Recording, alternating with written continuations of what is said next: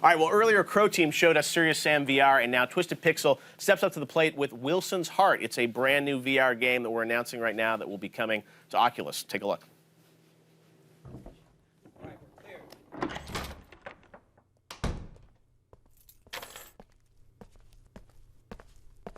When your day is over, the mystery is just beginning. The time of simply controlling a character is over. Don't just play the story, star in it. Welcome to a world where mystery surrounds you, and the characters are not who they seem. Step into the shoes of Robert Wilson as you use new and exciting controls to interact with a suspenseful environment in a narrative that you are a part of. Starring Peter Weller as Robert Wilson, Rosario Dawson as Elsa Wolcott, Alfred Molina as Bela Blasco, and introducing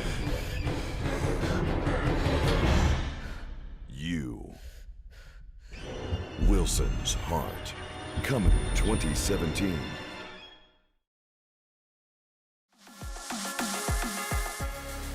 All right, and here to discuss Wilson's Heart are Twisted Pixel's CCO, Josh Baer, and CEO, Bill Mule. Guys, welcome. Great to have you here live, YouTube at E3. I was lucky enough to be in Austin a few weeks ago checking out this game, and I got to say, I'm really excited about what your studio is doing. I think I first met you guys like a decade ago when you were doing Explosion Man. You were working with Microsoft for a long time, and now spun out. And this game, Wilson's Heart, I played it in VR. You took me through a demo, and it's a really rich, vibrant world in VR.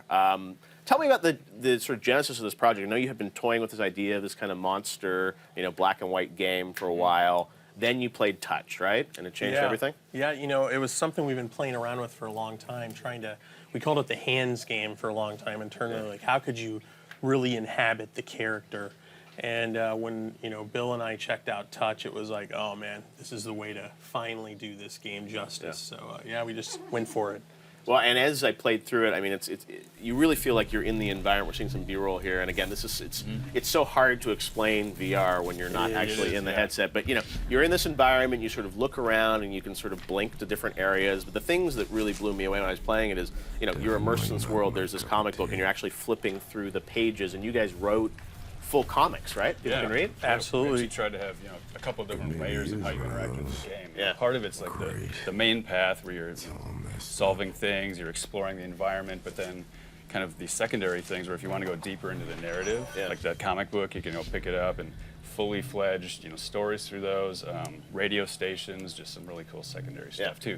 No, I love interacting with environments, but it also, when I was in the studio a few weeks ago, I mean, you guys are definitely experimenting with ideas of combat and action, and there's going to be a lot of layers to this game, right? I think the big thing about this is, the constant throughout the game are your hands. And that's where Touch is awesome, but everything you do moving forward in the games, everyone knows how to use their hands, but the things we're going to introduce and the things you can do with that are just going to keep getting crazier and crazier, and we're really excited about showing more about this eventually. No, and there's this moment where I think people saw in the trailer, you kind of look at yourself in the mirror, and you're definitely going with sort of, monster movies. There's this possessed little teddy bear that's running around, right? Tell us about, what is the story of this game? Yeah, well, I mean, it's a slight homage to the, 1930s, 1940s Universal monster movies. Yeah. Kind of, Dracula, Frankenstein.